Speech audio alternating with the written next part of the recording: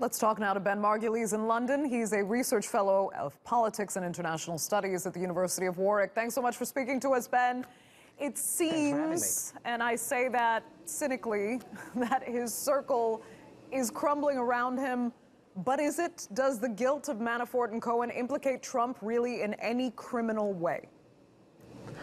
Manafort's case, no, in the sense that Manafort's crimes regarding lying to the federal government about being a foreign agent or lying on his taxes or that sort of thing are actually relate to his business interests separate from Trump.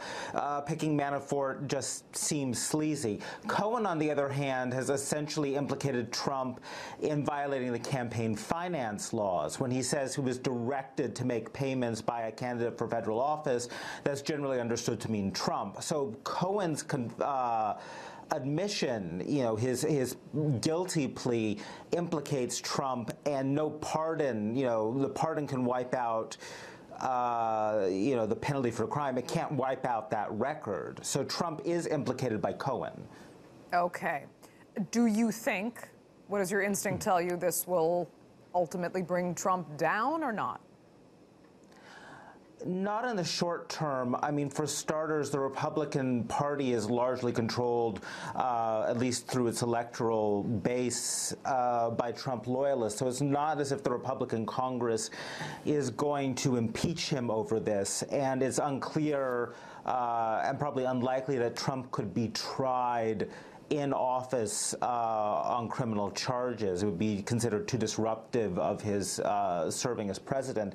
It might become a bigger problem if a Democratic Congress takes over and starts investigating him more aggressively. Over time, the perception that Trump can't get anything done, that Trump is corrupt, that Trump is weak could start to reproduce, could start to proliferate, and that in turn could make it more challenging for him to be reelected 2 years down the line. I think if this brings him down, it won't be for a while. Okay, and on that Republican Congress, the midterm elections are coming up, though. Will this at all affect, do you think, the reelection of Republicans?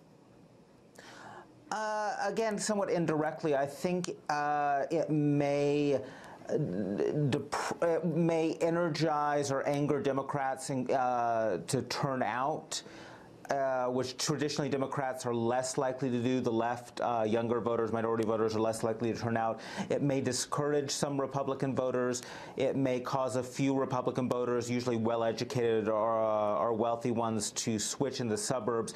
So it will probably have a negative impact. It would be difficult to disentangle that from all the other aspects of Trump.